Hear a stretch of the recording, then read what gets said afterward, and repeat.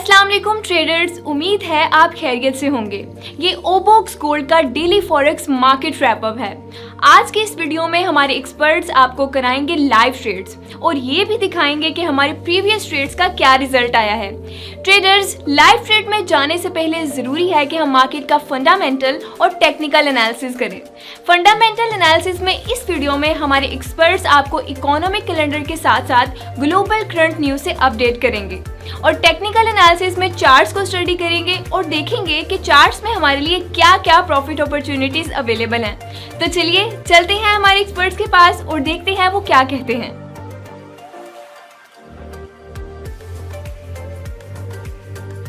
Current affairs में Russian Ukraine war जो है वो डोनबास के एरिया ईस्टर्न यूक्रेन में काफ़ी इंटेंस हो गई है। दोनों साइडों पे काफ़ी कैजुअल्टीज़ हैं, जिसमें सिविलियंस भी काफ़ी कैजुअल्टीज़, उनको भी काफ़ी उसमें डेथ हुई है। इसके साथ साथ रशिया ने यूरोप पे गैस सप्लाई को कट कर दिया है, कम कर दिया है, जिसकी वजह से यूरोपियन फैक्ट्रीज़ को काफ़ी दुश्वारी का सामना करना पड़ रहा है और वो कोल की तरफ जाने का सोच रहे हैं। पूरी दुनिया में इकोनॉमिस्ट एंड एनालिस्ट का ख्याल है कि ग्लोबल रिसेशन और हाई इन्फ्लेशन कंटिन्यूड रहेगा, जिसकी वजह से ग्लोबल ग्रोथ जो है, मेजर इकोनॉमीज की ग्रोथ जो है, ग्रोथ फोरकास्ट जो है वो कम होगी इस साल और ये अगले साल 2023 तक इसका इफेक्ट रहेगा। इंडेक्सेस की बात करें तो यूएस के indexes Dow Jones average index जो है वो 0.15% डाउन है अपनी ओपनिंग से। इसी तरह एसएनपी बीएमवी आईपीसी जो है वो 2% डाउन है और एसएनपी 500 इंडेक्स जो है वो 0.13% डाउन है और टीएसएक्स टोरंटो स्टॉक एक्सचेंज 300 कंपोजिट जो है वो -1.32% चल रहा है अपनी ओपनिंग से। फ्यूचर्स में अलबत्ता हमारे पास भी आपको यही सेलिंग नज़र आएगी। डो जोन्स मिनी $5 का जो फ्यूचर्स कॉन्ट्रैक्ट है वो 0.17% नेगेटिव में है। एसएनपी 500 का मिनी जो है वो 0.18%, एसएनपी मिड कैप 400 जो है वो 0.08% नेगेटिव और नैस्डैक 100 की फ्यूचर्स जो है वो भी ऑलमोस्ट 0.13% डाउन जा रहे हैं अपनी ओपनिंग से। यूरोपियन इंडेक्सेस में FTSE 100 इंडेक्स जो है वो 0.88% और FTSE 250 मिड इंडेक्स जो है वो 0.31% नेगेटिव में है। फ्यूचर्स का भी यही 30 से 20-30% डाउन है। FTSE 100 इंडेक्स फ्यूचर्स जो है वो 0.38% डाउन है। कैक 40 का इंडेक्स के फ्यूचर्स 0.34%, यूरो स्टॉक्स 50 की फ्यूचर्स 0.35% और डैक्स 30 की फ्यूचर्स जो है वो 2.9% डाउन है अपनी ओपनिंग से। अलबत्ता एशियन इंडेक्सेस जो है वो थोड़ा बेहतर परफॉर्म कर रहे हैं। हैंगसेंग जो है वो पॉजिटिव 1.56% और शंघाई कॉम्पोजिट जो है वो 1.44% पॉजिटिव ट्रेड कर रहा है इस वक्त करंट पोजीशन से।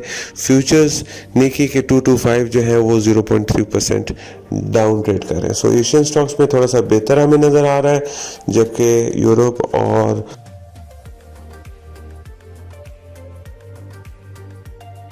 इकोनॉमिक कैलेंडर में सबसे पहले हम कल की बात करते हैं। कल हमारे पास जो मेन न्यूज़ रिलीज़ हुई थी वो यूके से कोर इन्फ्लेशन रेट और इन्फ्लेशन रेट मंथ और मंथ रिलीज़ हुआ था। कोर इन्फ्लेशन रेट जो है वो 6.2 से नीचे आया था 5.9 और inflation rate year on year जो फोरकास्ट है वो 9.1 का और 9.1 ही एक्चुअल आया और साथ में इन्फ्लेशन रेट मंथ और मंथ जो है वो 0.6 से कुछ बेहतर आया 0.7%। So basically core inflation rate और इन्फ्लेशन रेट जो है वो थोड़े से एक्सपेक्टेड से बेहतर आए हैं, जिसमें आपने देखा होगा कि पाउंड ने थोड़ा सा न्यूज़ के बाद थोड़ा सा कुछ 100-150 पिप्स जो हैं अपने मूवमेंट ऊपर की तरफ की, पाउंड थोड़ा सा डॉलर के अगेंस्ट स्ट्रॉन्ग हुआ। इसी तरह हमारे पास कनाडा से भी इन्फ्लेशन रेट थे। कनाडा का इन्फ्लेशन रेट जो है वो कोर इन्फ्लेशन रेट जो था प्रीवियस 0.7 था, एक्चुअल 0.8% निकला, ये भी थोड़ा बेहतर है। Inflation rate year on year जो है वो प्रीवियस 5.7 था, फोरकास्ट 5.9 निकला 6.1। ये अच्छा नहीं है इन्फ्लेशन का बढ़ना इस रफ्तार से, ये नेगेटिव न्यूज़ थी कैनेडियन डॉलर के लिए। इसी तरह inflation rate year on year जो है वो 6.8 प्रीवियस था, फोरकास्ट 7.4 और रिजल्ट निकला है 7.7 which is also negative for the Canadian dollar, जिसने थोड़ा सा अगर आप देखें तो कैनेडियन डॉलर ने कल के दिन में थोड़ा सा ग्राउंड लूज किया है अगेंस्ट पीयर करेंसीज। इसके बाद अगर हम आज का देखें, आज अर्ली मॉर्निंग जो हमारे पास न्यूज़ रिलीज़ हुई हैं उसमें हमारे पास ऑस्ट्रेलिया से मैन्युफैक्चरिंग PMI फ्लैश और global services PMI flash. PMI purchasing managers index, इसका 50 का बेंचमार्क होता है। 50 से ऊपर आए तो दैट मीन्स कि वो इंडस्ट्री एक्सपैंड कर रही है, 50 से नीचे आए तो दैट मीन्स वो इंडस्ट्री कॉन्ट्रैक्ट कर रही है। तो ऑस्ट्रेलिया का PMI मैन्युफैक्चरिंग PMI जो है वो 55.7 से बढ़ के 55.8 पे आ गया, थोड़ा सा एक्सपेंशन की तरफ जा रहा है, जबकि सर्विसेज जो है वो 53.2 से 52.6 थोड़ा सा कॉन्ट्रैक्शन की तरफ जा रहा है। 11 बजे आज हम यूके में हमारे पास नेट बोरिंग है -17.8 बिलियन का पब्लिक सेक्टर का। ये कितना बोरिंग कितना कर्जा लिया है पब्लिक सेक्टर ने, ये फिगर बताता है। मीडियम रेंज का डाटा है, इतना इफेक्ट उसका पाउंड पे होगा नहीं होगा। फिर उसके बाद हमारे पास ECB जनरल काउंसिल मीटिंग है, इंपॉर्टेंट है। हम देखेंगे कि ECB की मीटिंग में रशियन यूक्रेन वॉर के लिहाज से और ग्लोबल दूसरे सिचुएशंस के लिहाज से यूरोपियन काउंसिल जो है वो क्या ECB की जो काउंसिल है वो क्या ख्याल रखती है और क्या इकदाम उठाने के सोच रही है। इसी तरह हमारे पास जर्मनी का मैन्युफैक्चरिंग PMI भी है। सर्विसेज और मैन्युफैक्चरिंग दोनों वो 12:30 बजे रिलीज होगा। सेम उसका इफेक्ट होता है, 50 का बेंचमार्क होता है। यूरोज एरिया का हमारे पास मैन्युफैक्चरिंग PMI है, सर्विसेज PMI है, तकरीबन 1 बजे रिलीज़ होगा। यूरो करेंसी के लिए ये इफेक्टिव होता है। फिर उसके बाद 1:30 हमारे पास UK से मैन्युफैक्चरिंग PMI है और सर्विसेज PMI है। डेफिनेटली पाउंड पे ये इसका इफेक्ट होगा। इसका भी सेम है, परचेजिंग मैनेजर्स इंडेक्स 50 का बेंचमार्क है। 50 से ऊपर फिगर जा रही हो तो दैट मीन्स कि एक्सपेंड कर रहा है, इंडस्ट्री एक्सपेंड कर रही है। अगर 50 से नीचे जा रही हो तो दैट मीन्स कि इंडस्ट्री कॉन्ट्रैक्ट कर रही है। इसी तरह हमारे पास है UK से US से important 530 continuing jobless claims and initial jobless claims. Continuing jobless claims होते हैं कि वो लोग जो कि पहले भी जॉबलेस क्लेम कर रहे थे और अब दोबारा उन्होंने जून में भी दोबारा उन्होंने क्लेम किया है या रजिस्टर किया है एज जॉबलेस, ये उनका फिगर होता है। इनिशियल वो लोग होते हैं जो पहली दफ़ा जॉबलेस का क्लेम करते हैं, ठीक है। तो प्रीवियस हमारे पास कंटिन्यूइंग जॉबलेस क्लेम्स में 1312 का फिगर है 13,12,000 और फोरकास्ट है कि 13,15,000, मतलब कंटिन्यूइंग जॉबलेस क्लेम जो है वो बड़े। इसी तरह इनिशियल जॉबलेस क्लेम जो है वो प्रीवियस 2,29,000 2,29,000 और फोरकास्ट है 2 लाख।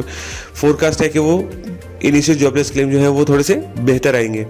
तो देखते हैं कि फोरकास्ट से कैसे ये डाटा रिलीज़ होती है। अगर फोरकास्ट के से ज़्यादा रिलीज़ होती है, जैसे कंटिन्यूइंग जॉबलेस क्लेम्स हैं, अगर ज़्यादा होती है तो वो नेगेटिव होगा।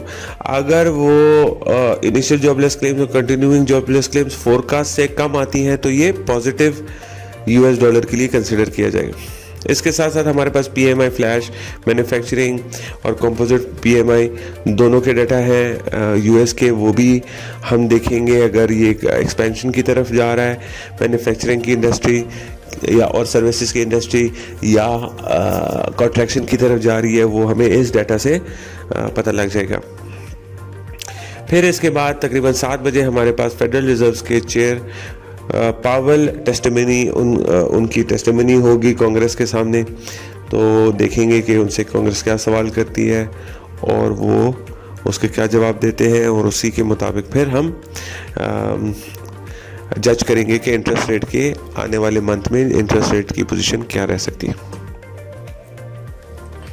कल के दिन में हमारे पास 1:30 से यूएस का सुबह early morning federal bank stress test results हैं, ये तो इम्पोर्टेंट नहीं होता। यूके का कंज्यूमर कॉन्फिडेंस है, जापान का इन्फ्लेशन रेट है 4:30 बजे, फिर 11 बजे यूके से हमारे पास रिटेल सेल्स हैं, इंपॉर्टेंट है, अच्छा डाटा होता है, करेंसी में इसका इफेक्ट होता है, इम्पैक्ट इसका होता है, मूवमेंट भी हम इंस्टेंटली देख सकते हैं उसमें। और फिर 1 o'clock हमारे पास यूरोपियन यूनियन और जर्मनी का है। सो बेसिकली ये तो नेक्स्ट वीडियो में हम डिस्कस कर लेंगे। अर्ली मॉर्निंग कल हमारे पास सिर्फ जापान के इन्फ्लेशन रेट है। अगर जापानीज येन में आप ट्रेड करते हैं तो इस डेटा का आप ख्याल रखें।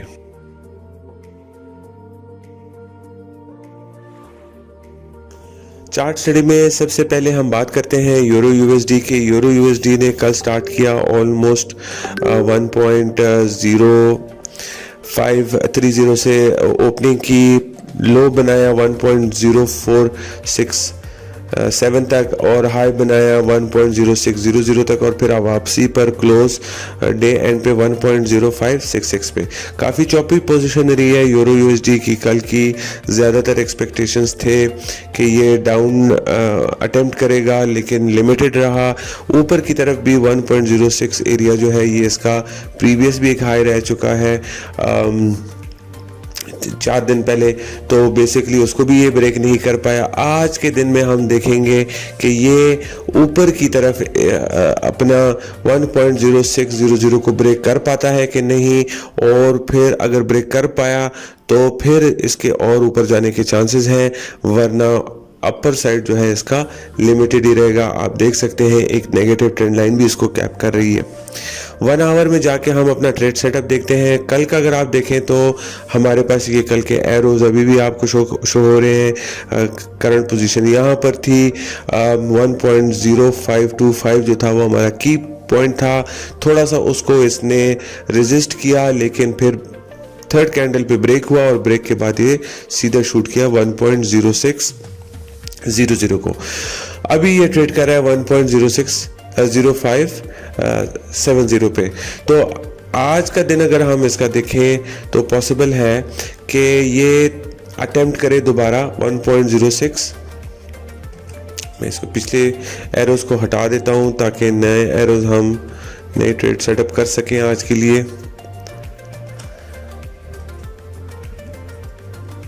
अगर आज का दिन हम देखें तो मुमकिन है कि ये कोशिश करेगा 1.0600 को दोबारा अटेम्प्ट करेगा। अगर ब्रेक कर पाया तो ऊपर चला जाएगा, अगर नहीं ब्रेक कर पाया और होल्ड कर पाया तो फिर ये वापस नीचे 1.0523, 1.0506 या 1.0483 तक भी इसके पॉसिबिलिटी फिर बन सकते हैं ट्रेड के।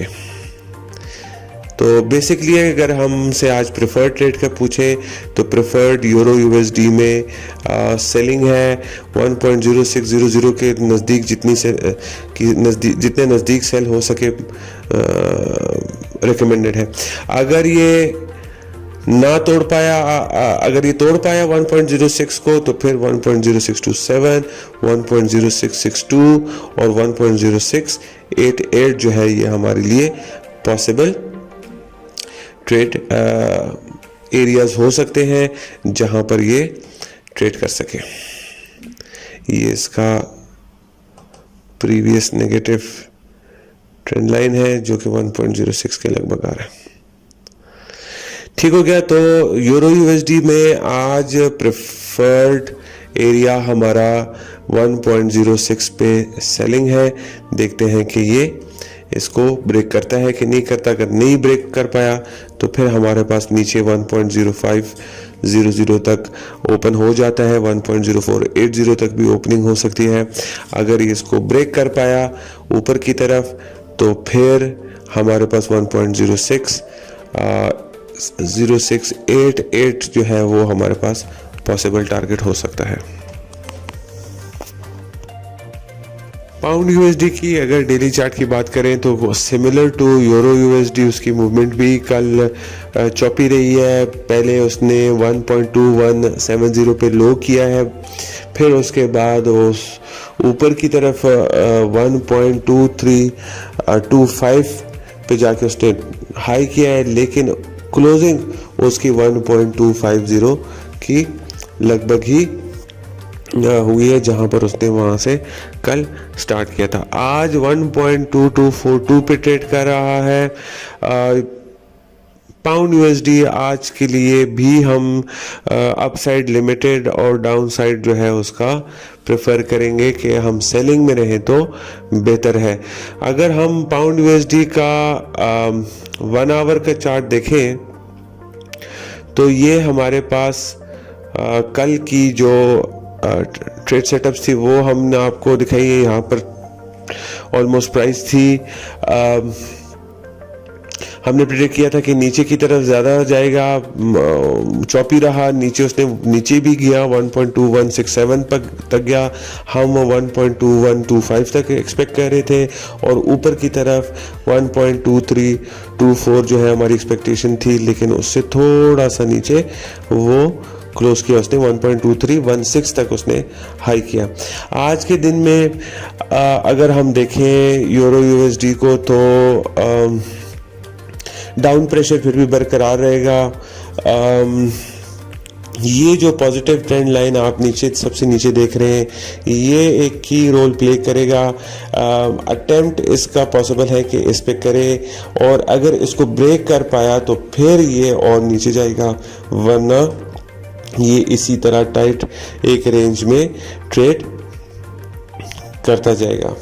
सो बेसिकली कल के एरोज में हटा देता हूं ताकि थोड़ा सा क्लियर हो जाए। बेसिकली पाउंड यूएसडी में हम क्या रेकमेंड कर रहे हैं? पाउंड यूएसडी में हम रेकमेंड कर रहे हैं कि आप इसी टाइट रेंज को वॉच करें। इसको अगर कहीं से ब्रेक करता है तो उस साइड पे फिर हम ट्रेड लगा सकते हैं, उस साइड पे हम लगा सकते हैं। जब तक इस रेंज के अंदर रहेगा ये, तब तक थोड़ा सा डिफ़िकल्ट हो जाएगा उसको ट्रेड करने के लिए। सो बेसिकली 1.22270, ठीक है, 1.227 जो है वो हमारे पास की पॉइंट आ रहा है, वो रेजिस्टेंस के पास भी है, उसका प्रीवियस सपोर्ट भी है, प्रीवियस सपोर्टिंग ट्रेंड लाइन के पास भी आ रहा है और प्रीवियस सपोर्ट भी है। इसको अगर नीचे ब्रेक कर गया तो फिर हमारे पास 1.2167 तक रास्ता खुल जाएगा। नहीं कर पाया तो फिर ये वापस ऊपर रिट्रेस कर जाएगा या बाउंस कर जाएगा 1.2309 जो इसके रेंज का अपर बाउंड है। तो ये हमारे पास पॉसिबल ट्रेड सेटअप है। 1.227 को वॉच करें। 1.227 को अगर ब्रेक कर पाया तो फिर नीचे हमारे पास 1.2167 तक जाने के चांसेस बन जाते हैं, फिर आप उसके नीचे सेल कर लें। अगर इसको होल्ड कर गया और इसको ब्रेक ना कर पाया तो फिर आप बाइंग में जाएं और 1.2300 को टारगेट करें। तो ये हमारा पाउंड का आज पॉसिबल ट्रेड सेटअप है। आप याद रखिए कि इन्फ्लेशन के डाटा भी पाउंड के आने हैं, तो उसकी वजह से भी थोड़ा सा एहतियात कीजिएगा। डाटा के बाद फिर आप इसको इजीली ट्रेड कर सकते हैं। गोल्ड की अगर हम बात करें तो गोल्ड जो है वो कल उसका भी पाउंड और यूरो की तरह सिमिलर ट्रेड सेटअप बना, मतलब सिमिलर ट्रेड मूवमेंट और एक्शंस बने। पहले उसने लो किया 1823 पे, फिर उसके बाद 1848 तक ऊपर गया और क्लोजिंग उसने अपने जो ओपनिंग थी कल की 1830 उसके पास 1835 के आस आके क्लोजिंग उसने कर ली। तो सिमिलर मूवमेंट थी इससे हम ये भी अंदाज़ा लगा सकते हैं कि जो कल की जितनी मूवमेंट थी वो डॉलर की मूवमेंट थी, ठीक है। डॉलर की मूवमेंट सिमिलर थी, इसीलिए यूरो, पाउंड और गोल्ड में आपको सिमिलर मूवमेंट नज़र आ रही है। आज के दिन के लिए हम अपना जो रेंज बना रहा है गोल्ड वो कंटिन्यू करेंगे। 1848, 1850 ये इसका अपर बाउंड है और नीचे जो है 1823 ये हमारा गोल्ड का रेंज रहेगा। इसी में ट्रेड करने का अंदाज़ा है अगर कोई और इम्पोर्टेंट न्यूज़ नहीं रिलीज हुई आज तो।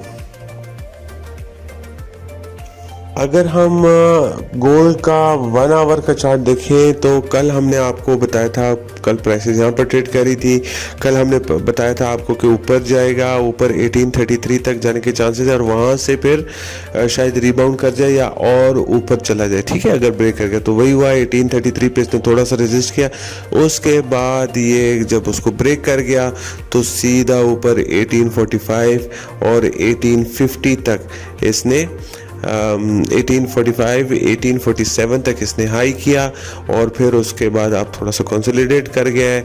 अच्छा, आज के दिन में अगर आप देखें तो ये 1830 का लो कर चुका है और अब ऊपर की तरफ इसको अगर आप नोट करें तो इसके कैंडल्स 1 आवर के ऊपर की तरफ बन रहे। तो हमारे ख्याल में पहले मैं ये कल के एरोज हटा देता हूँ ताकि थोड़ी सी आसानी हो समझने में। आज के दिन में पॉसिबल है कि ये दोबारा ऊपर की तरफ अटेम्प्ट करे 1842 को और 1845 को, ठीक है, इन दोनों पॉइंट्स में किसी एक पॉइंट पे ये अटेम्प्ट करे और फिर वहाँ से ये अगर ब्रेक ना कर पाया तो नीचे की तरफ ज़्यादातर यही चांसेस हैं कि 82-85 से ये वापस बाउंस कर जाए 30 तक, ठीक है। ये पॉसिबल हमारे पास जो प्रेफर्ड ट्रेड है वो यही है कि हम 18 एरिया में इसको सेल करें या जो है तो फिर अब उसके ऊपर बाय करें और 1850 को टारगेट करें। ये एक इसका पॉसिबल सेटअप है। वील सी हाउ कि कैसा बनता है, बिकॉज हम एक्सपेक्ट कर रहे थे कि थोड़ा ये नीचे जाएगा फिर वहाँ से ये ऊपर की तरफ दोबारा जाएगा। तो लो ऑलरेडी 1830 पे एक बना चुका है, इसलिए हम अज्यूम करेंगे कि वो लो इसका लेग हो चुका है और अब ये ऊपर को अटेम्प्ट करेगा। अब ऊपर कौन से एरियाज हमारे पास पॉसिबल है? 1842 का पॉसिबिलिटी है, हमारे पास 1839 की पॉसिबिलिटी है, 42, 47 और 50 ये हमारे पास पॉसिबल सेटअप्स है जहाँ रेजिस्टेंस है, जहाँ तक गोल्ड अब ट्रैवल कर सकता है। सो गोल्ड के लिए आज के दिन के लिए आने वाले चंद घंटों के लिए आप इसको डिप्स को बाई करें, वो ज़्यादा प्रेफर्ड स्ट्रैटेजी है। अगर 39 या 42 में कहीं आके रुक गया और इसने आगे नहीं गया तो फिर आप वहाँ से अपनी बाई को बंद करके सेलिंग में आ सकते हैं, ठीक है। तो ये गोल्ड के लिए आज का पॉसिबल ट्रेड सेटअप है आज के दिन के लिए। क्रूड ऑयल बहुत अरसे के बाद कल के दिन में उसने 101 का उसने फिगर टच किया।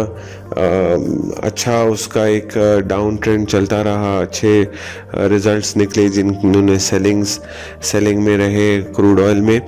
हमारी रिकमेंडेशन भी कल क्रूड ऑयल की सेलिंग में ही थी और बेसिकली हम एंटिसिपेट कर रहे थे कि 1110 जो है वो इसका एक टॉप रेजिस्टेंस बनेगा, लेकिन कल के दिन में इसने ओपनिंग जो है वो 108.74 पे की और फिर उसके बाद इसने नीचे की तरफ ही रहा, 106 भी ब्रेक किया और फिर 101 के का लो करने के बाद क्लोजिंग जो है उसने ऑलमोस्ट की 103 पे और अब वो ट्रेड कर रहा है 104 के आसपास।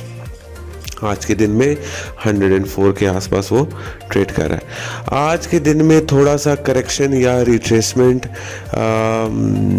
ड्यू है, शायद आज का दिन थोड़ा सा ये रिट्रेस करे, थोड़ा सा कंसोलिडेट करे बिफोर ये अपने नीचे वाले ट्रेंड को कंटिन्यू करे। बिकॉज मैंने आपको कल भी बताया था कि जो स्टेक होल्डर्स हैं ऑयल के, जो बायर्स हैं बड़े बड़े ममालिक, यूएस हो गया, चाइना हो गया, उनकी कोशिश है कि ऑयल की प्राइस जो है वो 100 से नीचे रहे। इसीलिए जो बाइडेन भी यूएस सऊदी अरेबिया का विज़िट कर रहे हैं ताकि क्रूड ऑयल की सप्लाई को बढ़ा सके और प्राइसेस को नीचे लाया जा सके।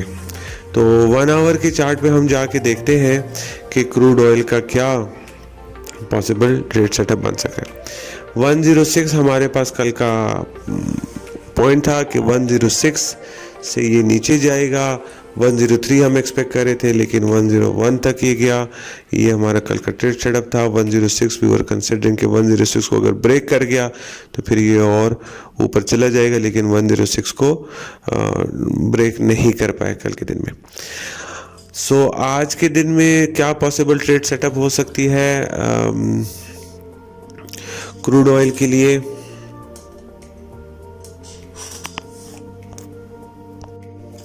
लो तो ये ऑलरेडी 101.60 के लगभग कर चुका है। अब ऊपर की तरफ सुबह से 3-4 घंटों से इसने ऊपर की मूवमेंट की भी कर ली है। 104.45 जो है वो हमारे पास की फैक्ट पॉइंट रहेगा। अगर इसको ब्रेक कर पाया तो ये 106 तक जा सकता है और 106.73 तक भी जा सकता है। और अगर इसने इनको ब्रेक नहीं कर पाया तो फिर हमारे पास फर्दर डाउन पॉसिबिलिटी है 103, 101, 101.19 या 101.00। ये हमारे पास की पॉइंट्स हैं 104.45 के लिए।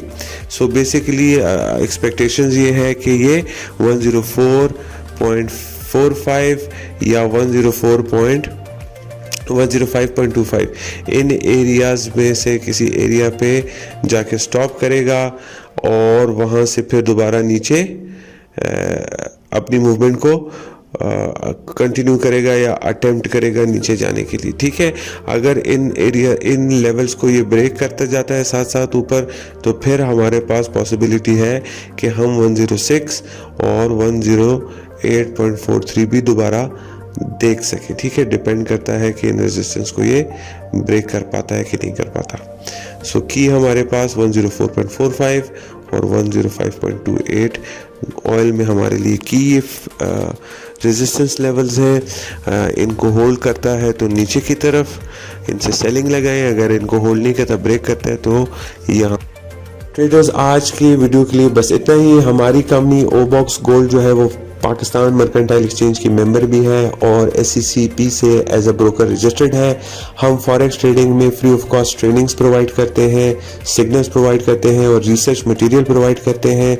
अगर आपको फॉरेक्स ट्रेडिंग्स के हवाले से कोई भी इंफॉर्मेशन चाहिए तो आप नीचे दिए गए हुए नंबर पर रब्ता करें। हमारे नुमाइंदा सुबह 9 से लेकर रात 10 बजे तक अवेलेबल होते हैं, वो आपको प्रॉपरली गाइड करेंगे। इसके अलावा हमारे चैनल को सब्सक्राइब करें और नोटिफिकेशन बेल को क्लिक करें ताकि आपको डेली अपडेट्स वक्त पर पहुंचे और आप उनसे फ़ायदा उठा सकें। देखने के लिए शुक्रिया। अल्लाह हाफ़िज़।